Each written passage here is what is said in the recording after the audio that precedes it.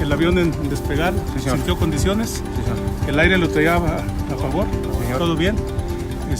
pero no alcanzó a despegar, como que lo agarró una corriente muy fuerte y cruzó, ya de haber caminado como unos 2-3 kilómetros